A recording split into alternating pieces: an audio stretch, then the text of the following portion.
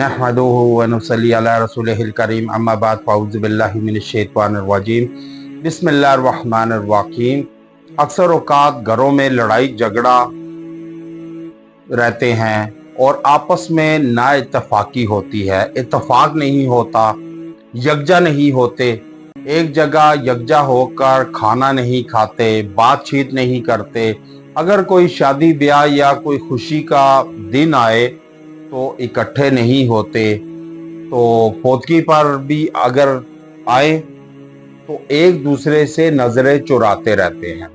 अब ये लड़ाई झगड़ा अगर इनको देखा जाए तो इनका आपस में बीच में कोई ऐसी बात नहीं होती कि जिसको जवाब बनाकर इतना तूल पकड़ जाती है लड़ाई झगड़े कि इंसान की जिंदगी का खात्मा हो जाता है, लेकिन उस जंग का खात्मा नहीं होता जो अपनों में लड़ी जाती है।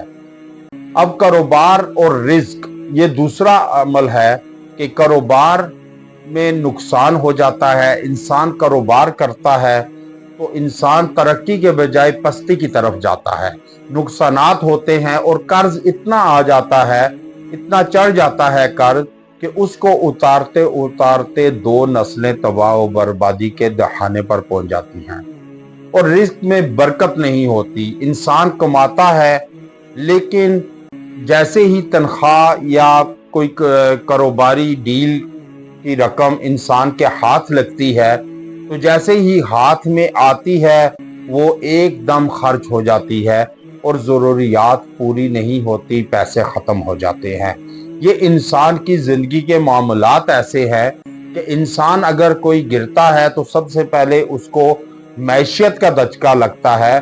जब इंसान की मैशियत कमज़ोर हो तो इंसान ऑटोमेटिकली जो है वो मेंटली तौर पर भी और फिजिकल तौर पर भी इंसान नाकामी की तरफ खुद को धकेल लेता है, क्योंकि इंसान के औसान खता हो जाते हैं। फिर वो जैसे इंसान एक पानी में डूब रहा हो तो वो जैसे खौफ की वजह से डूबता है, वरना कोई इंसान डूबता नहीं है, वो ऊपर तैरता रहता है। उसको खौफ अगर ना हो मौत का, डूबने का खौफ ना हो तो इंसान कभी भी पानी में ना डूबे। तो फिर जब इंसान ऐसे तेजी से हाथ उल्टे सीधे मारता है कि जो इंसान ऊपर आने के बजाय मजीद जो है वो गहराई की तरफ चला जाता है और फिर हम बात वाक़या हो जाती है। इसी तरह इंसान जब मैशी तौर पर इंसान कमज़ोर होता है तो फिर उसके औसान खता हो जाते हैं। फिर वो सीधा काम भी उल्टे तरीके से करता है, सीधा भी उल्टा हो जाता है। और एक ये है। और तीसरे नंबर पे जो इंसान की हाजात की फौरी कबूलियत है कि इंसान मुख्तलिफ किस्म की हाजात रखता है, ज़हन में दिल में ख्वाहिशात रखता है, लेकिन वो पाया तकमील तक नहीं पहुंचती और फिर वो अधूरी रह जाती है, या फिर वो हाजात उल्टा उसके सर पड़ जाती है कि उसको सीधे की तरफ नहीं उल्टे की तरफ धकेल देती है, नुकसान की तरफ, और हाजात नहीं पूरी होती। ये इसका इंसान ज्यादातर जो है वो रोना रोता है। और जो चौथे नंबर पे है कि बाएं हाथ में कशकोर रख कर इंसान जो है वो मांगना, यानी कि हर एक से मांगना शुरू कर देता है। फिर इससे कर्ज लिया, उसको दिया, उससे लिया, तीसरे को दिया। फिर ऐसे आहिस्ता आहिस्ता करते इंसान एक नहीं कईयों के कर्ज के नीचे दंस जाता है, उसके बोझ तले आ जाता है। फिर उसके निकलने के बजाय मजीद आ जाता है, या सूद पे रकम उठा लेता है। और फिर सूद तो एक ऐसी है कि एलानिया जंग है अल्लाह से। जो अल्लाह से जंग करे वो कैसे जो है फतह याब होगा, या वो मैशियत उसकी ठीक होगी। आज हमारी मैशियत क्यों खतरे में है, क्यों नुकसान की तरफ है, हमारा मुल्क क्यों डूब रहा है कि सारे का सारा निजाम सूदी है। जब सूद पे आप रकम लेके कोई कारोबार शुरू करते हैं, वो कारोबार कभी भी तरक्की पजीर नहीं होगा, वो हमेशा पस्ती की तरफ ही जाएगा, या जरूरियात पूरी होती रहेंगी लेकिन वो कर्ज वही का वही रहेगा और मजीद कर्ज इंसान के ऊपर चढ़ता रहता है। फिर इंसान मुख्तलिफ किस्म की जो है वो इंसान मामलात में गिर जाता है। फिर आहिस्ता आहिस्ता इंसान जो है وہ ایک کے بجائے کئیوں کا قرضدار ہو جاتا ہے اور نقصان میں جا کر پھر انسان چھپنا شروع کر دیتا ہے۔